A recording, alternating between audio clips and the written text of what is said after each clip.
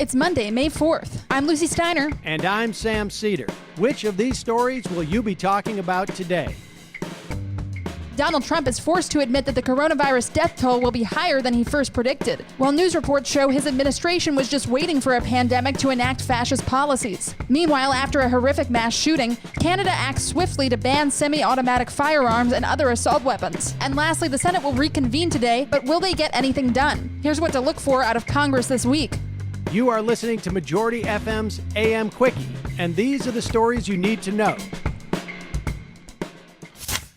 Donald Trump predicted on Sunday night that the U.S. death toll of the novel coronavirus would reach 100,000, finally acknowledging that the pandemic is far more devastating than he thought. While it's nice that the president now appears to inhabit a similar reality to the country he leads, Trump's now accurate predictions do absolutely zilch to help the millions of people affected by the virus thus far. Trump changed his predictions during a Fox News town hall on Sunday night, while still claiming credit for responding to the diseases when he did. Meanwhile, a New York Times report shows that his administration was just waiting for something like this to happen, not so they could respond swiftly, but so that they could get a little bit more aggressive towards immigrants. The Times reports that Stephen Miller, perhaps the most comically racist of Trump's stacked lineup of racists, had been looking for a way to use public health powers to shut down immigration for years. Miller's idea was essentially to find any way to seal the borders for public health reasons. He tried it twice in 2019, but was talked down by other officials. With the coronavirus, it seems like Miller's wish came true.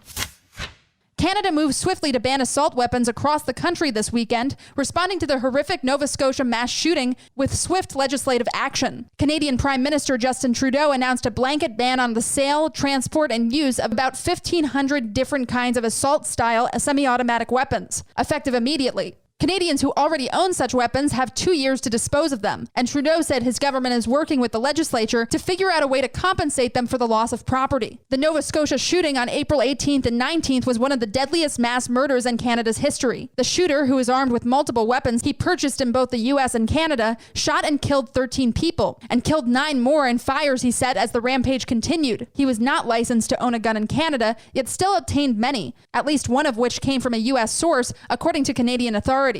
The ban isn't perfect. Trying to draw distinctions between what is and is not an assault weapon is often a nearly impossible task, and one that would surely meet widespread resistance in the U.S. But it also shows what's possible with quick unilateral executive action.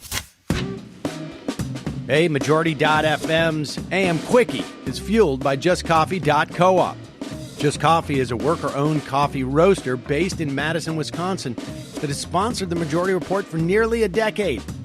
Check out their collection of fair trade roasts, including our own Majority Report blend. And regardless of what you order, receive 10% off of your order when you use the code MAJORITY at checkout. All shipping, of course, is free. That's coupon code MAJORITY at justcoffee.coop.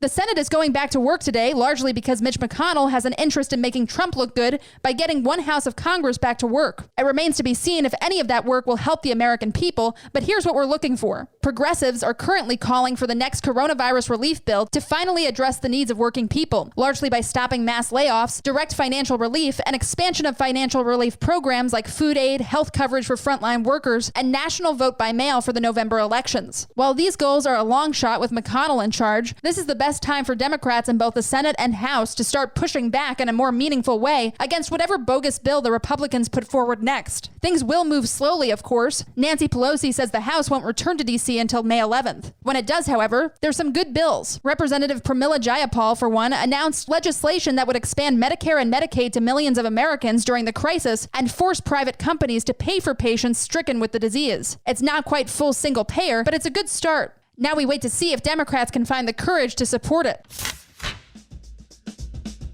And now, for some quicker quickies. Quicker quickie. On top of everything else the U.S. is dealing with at the moment, we now have murder hornets, an invasive predator from Asia that wreaks havoc on already fragile honeybee hives by decapitating the little pollinators with their gigantic jaws. Did we mention they can grow up to 2 inches long and have a sting that kills up to 50 people a year in Japan?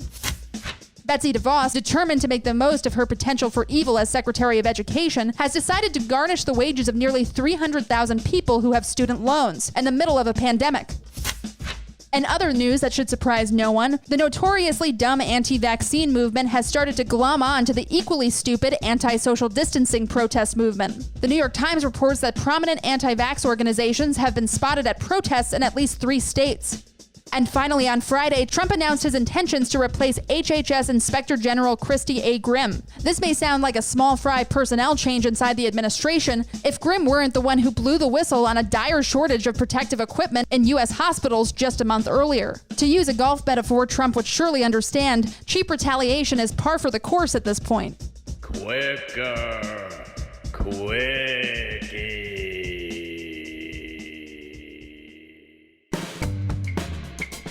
That's it, folks. Thanks for listening to the Majority.fm's AM Quickie. Sam? Thank you, Lucie. Tune into the Majority Report live today at noon, folks, or later, wherever your podcasts are found.